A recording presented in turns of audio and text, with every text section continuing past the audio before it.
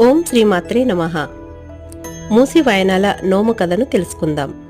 మూసి వాయనాలు నోచిన బామకు మోసుకుపోయిందాక పసుపు కుంకుమ.